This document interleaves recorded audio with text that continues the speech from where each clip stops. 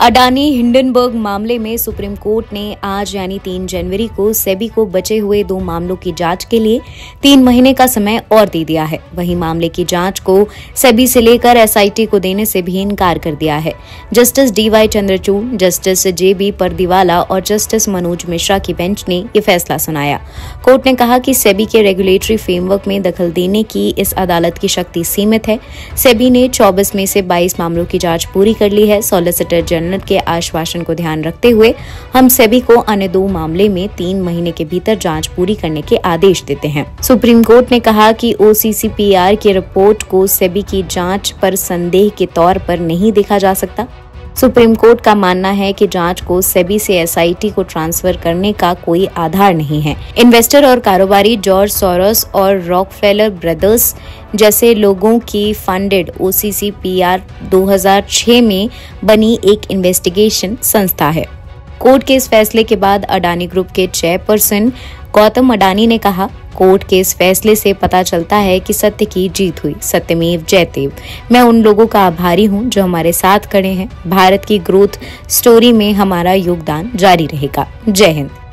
पिछले साल 24 नवंबर को कोर्ट ने मामले की सुनवाई के बाद अपना फैसला सुरक्षित रख लिया था। सीजीआई ने कहा था, हमें अमेरिकी कंपनी हिंडनबर्ग की रिपोर्ट को तथ्यात्मक रूप से सही मानने की जरूरत नहीं है। हिंडनबर्ग यहाँ मौजूद नहीं है। हमने सभी को जांच करने को कहा है। 24 जनवरी 2023 को हिंडनबर्ग रिसर्च ने आडवाणी ग्रुप पर मनी लॉन्ड्रिंग से लेकर शेयर मैनिपुलेशन जैसे आरोप लगाए थे।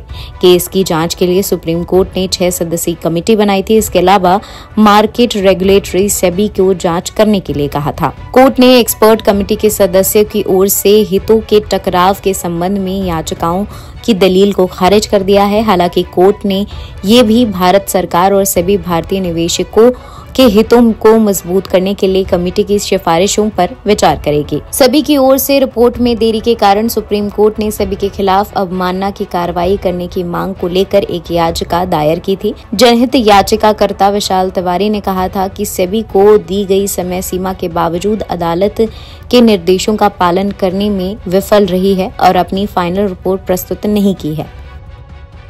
जनहित याचिकाएं इसमें कई थी और मेरी जो थी वो लीडिंग पिटीशन थी। और मेरी पिटीशन में जो मुख्य कंसर्न थे वो एक तो ये था कि हिंडनबर्ग रिपोर्ट के बाद जो उतार चढ़ाव आया है शेयर मार्केट में, उसको लेकर एक जुडिशियल कमेटी कॉन्स्टिट्यूट की जाए, जो कि स्वीकार की गई और जुडिशियल कमेटी कॉन्स्टिट्यूट की जाकर उसने अपनी 2 महीने में रिपोर्ट दी।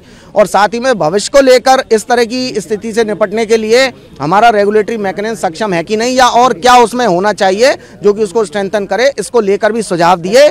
और उन सुझावों पर भी सुप्रीम कोर्ट ने पॉजिटिव डायरेक्शन दिए हैं कि इनको कंसिडर किया जाए और जो भी उचित कदम है वह सरकार द्वारा लिए जाएं। लेकिन सर, जो आपकी एसआईटी बनाने की मांग थी उसे एसआईटी बनाने की मांग हमारी याचिका में नहीं थी, अन्य किसी याचिका में होगी, तो उससे हमारा कोई संबंध नहीं है। एसआईटी अपने आप सेबी द्वारा बनाई गई थी और वो उस पर इन्वेस्टिगेशन कर रही है। सर, एक बहुत महत्वपूर्ण बात सुप्रीम कोर्ट ने ये कही है कि जो भी थर्ड पार्टी इन्वेस्टिगेशन होगी उसे बिना वेरिफिकेशन के एज ए प्रूफ ट्रीट नहीं किया जा सकता। बिल्कुल, देखिए ये तो सीधा लॉ का प्रिंसिपल है कि थर्ड पार्टीज इन्वेस्टिगेशंस हैं या कोई न्यूज़पेपर रीडिंग है, न्यूज़पेपर्स पब्लिकेशंस हैं, जब तक कोई एविडेंस, क्रेडिबल एविडेंस ऐसी ना हो तो उन पर रिलाई नहीं किया जा सकता। सर, सुप्रीम कोर्ट ने ये भी कहा है कि अभी सेबी की जांच में या कोई निर्देश देने का अभी कोई ज़रूरत नहीं है, क्योंकि वो अपने आप में सक्षम एक संस्थान है जो जांच कर रही है। देखिए, सेबी द्वारा ऑलरेडी एसआईटी गठित कर दी गई थी और हाल ही में सेबी की जो स्टेटस रिपोर्ट दी गई उसमें 22 इन्वेस्टिगेशंस कंप्लीट कर ली गई हैं, 2 आर पेंडिंग।